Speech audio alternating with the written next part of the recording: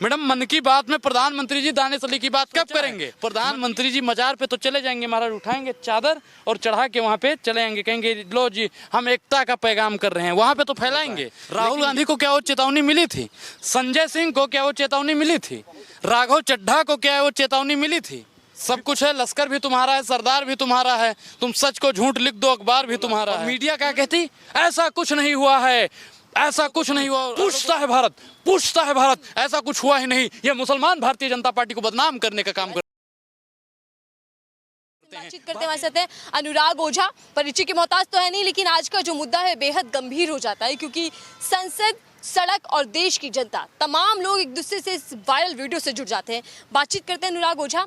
आपने वीडियो देखी होगी, तमाम चैनलों पे हर जगह वायरल हो चुकी है, घर घर पहुंच चुकी है।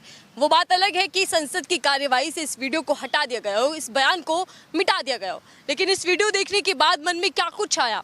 एक सांसद बीजेपी के हैं, एक सांसद बीएसपी के हैं, लेकिन तुलना और जो अल्फाज हैं वो बहुत कुछ बयां कर रहे हैं। मैडम आप पहले इसको हिंदू मुसलमान के नज़रिए से देखिए। आप बीएसपी का सांसद है या भाजपा का सांसद है उससे मत देखिए कि हिंदू और मुसलमान, हमें और भी तो वहाँ पे सांसद होते हैं।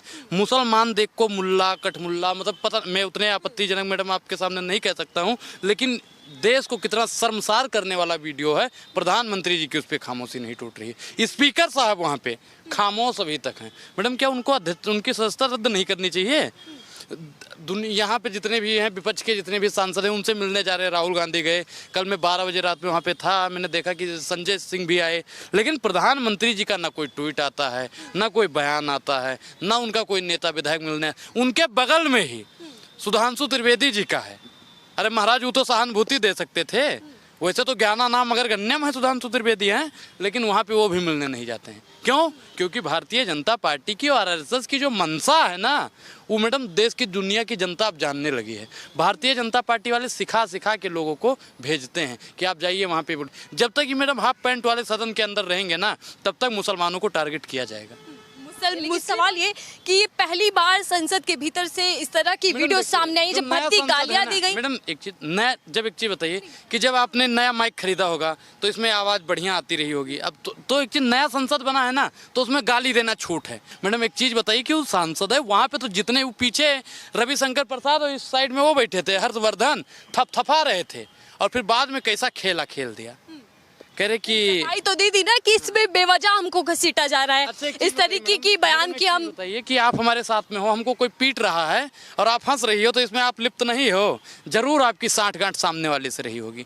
तो इसमें हर्षवर्धन जी और रविशंकर प्रसाद भी लिप्त हैं। मैं जब वहाँ पे रात में था, उन्होंने बताया कि भाई मैंने अपना नोटिस दे दिया है। अगर मैं 12 बजे रात तक था वहाँ पे, कुछ बात हो पाई? क्योंकि दानिश अली कह रहे हैं कि सोचिए, जब मैं सांसद तो आम मुसलमानों के साथ में सड़क पे क्या। मैडम एक चीज, बिल्कुल मैडम बिल्कुल एक चीज बताइए कि जब सदन के अंदर चुना हुआ व्यक्ति है, उसे देश की जनता चुनती है, और उसे मुल्ला कठमुल्ला भड़वे करके शब्द बोल दिया जाता है, और आम मुसलमानों के साथ सड़क पर क्या हो रहा होगा, ये मैडम आपने कभी विचार किया है? प्रधानमंत्री जी ने कभी सोचा है? प्रधानमंत्री जी मजार पे तो चले जाएंगे, महाराज उठाएंगे चादर और चढ़ा के वहाँ पे चले जाएंगे, कहेंगे लो जी हम एकता का पैगाम कर रहे हैं, वहाँ पे तो फैलाएंगे। लेकिन यहाँ पे मुसलमानों के साथ में जब टोपी और दाढ़ी के नाम पे मार दिया जाएगा, तब प्रधानमंत्री जी खामोश रहते हैं। मैडम मन की बात में प्रधानमंत्री जी दानिश अली की बात कब करेंगे?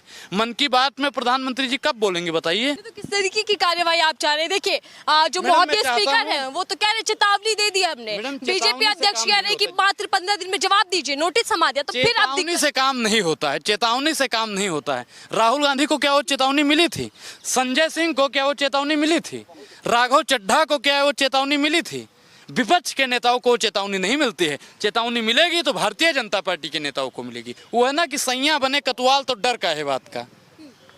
सब कुछ है, लश्कर भी तुम्हारा है, सरदार भी तुम्हारा है, तुम सच को झूठ लिख दो, अखबार भी तुम्हारा है। तो मैडम सब कुछ आपका है। वहाँ पे वो सच बोलेंगे, अखबार वाले यहाँ पे झूठ लिख देंगे, ये उन्होंने बोला ही नहीं।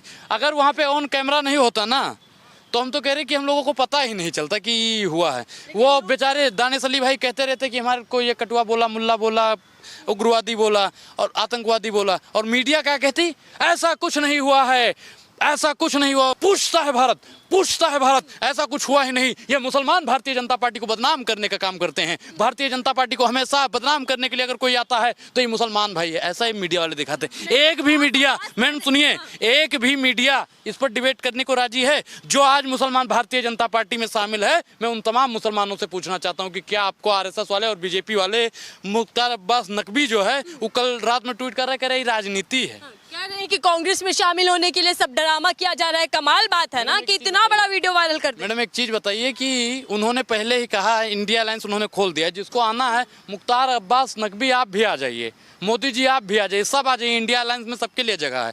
वहाँ पे कोई राजनीति नहीं है। जहाँ जहाँ अत्याचार होगा, जहाँ जहाँ नफरत फैलेगी, वहाँ तो राहुल गांधी जाएंगे। अब वहाँ पे तो संजय सिंह भी गए थे रात में 12 बजे, मोदी जी गए हैं 12 बजे, फोन कर सकते थे। हमने क्या बताया कि सुधांशु त्रिवेदी का बगलिया में है, लेकिन कोई काशी घूम रहे हैं मोदी जी, तो दौरे पे गए हैं, देखिए सौगात लेकर गए हैं वहाँ की जनता के लिए। ऐसी यात्रा, ऐसे मंदिर और ऐसे मतलब पवित्र स्थल पर जाने से क्या फायदा। जो लोकतंत्र एक मंदिर है, वहाँ पे रहने वाले लोग भी एक पुजारी हैं। जब पुजारियों के साथ में अत्याचार होता है तो भगवान की पूजा करने से मोदी जी कोई फायदा नहीं है। अच्छा अनुराग, लोकतंत्र के मंदिर के अंदर खड़े होकर इस तरीके की भाषा का इस्तेमाल करना, मैडम भाजपा वालों के लिए छूट है, भाजपा वालों की छूट है। किसका पीछे से समर्थन ऐसा है कि आप इस तरीके की भाषा का इस्तेमाल? आरएसएस जो है ना, आरएसएस और भारतीय जनता पार्टी के मोदी जी की जो कार्यालय है ना, कार्यशाला है, प्रयोगशाला, तो उसमें आपको रात में पढ़ाया जाएगा। दिन में इन लोगों को पढ़ाया गया था क्योंकि वो वीडियो रात में निकली थी। तो दिन में पढ़ाया जाएगा तो वो रात में बोलेंगे, रात को पढ़ाया जाएगा तो दिन में बोलेंगे।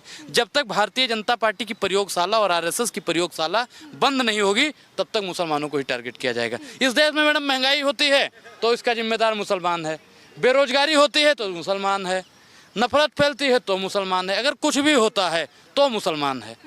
अनुराग, अगर स्थिति को बदल दें, बीजेपी के जो सांसद हैं उनकी जगह कोई दानिश अली ही होते, इस तरीके की भाषा का इस्तेमाल वो करते, तो तब क्या लगता है कि कार्यवाही तेजी से हो जाती? अब तक क्या कुछ हो जाता? मैं एक चीज़ बताऊं, जहाँ के वो सांसद थे वहाँ के आसपास में जितना भी उनका जमीन जायदाद होता ना, सब कुछ जब्त हो जाता और उनके घर पे एक नहीं 1000 से ज़्यादा बुलडोजर चल रहा होता। मैडम विपक्ष का अगर कोई नेता की हिम्मत नहीं है कि प्रधानमंत्री जी से बोल दे कि प्रधानमंत्री जवाब दो, जब तक जी नहीं लगाएगा तब भी उसकी सदस्यता रद्द हो जाएगी। अगर विपक्ष का कोई नेता चोर को चोर बोल देगा तो उसकी सदस्यता रद्द हो जाएगी। अगर विपक्ष का कोई नेता मणिपुर पर चर्चा मांग लेगा तो भी उसकी सदस्यता रद्द हो जाएगी। अगर वहाँ पे कोई नेता विपक्ष का हंस देगा तो स्मृति ईरानी जैसी महिला नेता कहने लगेंगी कि अमर्यादित भाई मतलब फ्लाइंग केस कर रहे हैं। प्रधानमंत्री जी जिस दिन वहाँ पे अंदर सदन में गए, उन्होंने कहा कि आपके यहाँ पे संस्कार बताएंगे, आपके अल्फाज बताएंगे कि आप यहाँ पे बैठेंगे या यहाँ पे बैठेंगे, मतलब पक्ष में बैठेंगे कि विपक्ष में बैठेंगे। अब देश की जनता तय करेगी कि मोदी जी पक्ष में बैठेंगे या विपक्ष में। जैसे ओवैसी ने इनको एक बार स्पोज किया था, किसी नेता ने नहीं टोका बल्कि पीछे हंसते दिखाई दिए। मैं क्या कह रहा हूँ, नहीं टोकेंगे ना, क्योंकि वो बीजेपी से थे। कुछ भी करें मैडम, एक चीज बताएं, अगर वो वहाँ पे महिला सांसदों को भी अभद्र टिप्पणी कर देंगे तो भी वो बच जाएंगे। क्योंकि अभी आपने इनके जो सांसद हैं महिला पहलवानों को इतना कुछ कर दिया फिर भी बच गया। कुलदीप सेंगर बच गया, हाँ, जिसने किसानों के ऊपर थार चढ़ा दी बच गया। मनोज मित्तल बच गया, सब बच जाएंगे। दूरी के समर्थन में भी कुछ लोग आ रहे हैं, कह रहे राष्ट्रवादी हिंदू है, हम समर्थन करते हैं। तो राष्ट्र में नफरत फैलाने की बात करे वो राष्ट्रवादी आपको लगता है? ऐसे लोग राष्ट्रवादी नहीं, ऐसे लोग उग्रवादी होते हैं, ऐसे लोग आतंकवादी होते हैं और मुसलमानों को ये आतंकवादी कहने का काम करते हैं। मैडम आपने कलाम साहब का इतिहास पढ़ा है? मैडम मैं हेड स्पीच है उस पर सुप्रीम कोर्ट सड़क तक अब ये देखने को मिल रहा है। आखिर ये थम क्यों नहीं रही? इस पे सरकार कोई एक्शन क्यों नहीं लेती? अपने नेताओं को क्यों नहीं सबक देती कि भैया इस चीज से बचे? मैडम जब एक चीज बताइए कि जब मोदी जी ऐसे बातें करते रहते हैं तो इनके सांसद करते रहेंगे।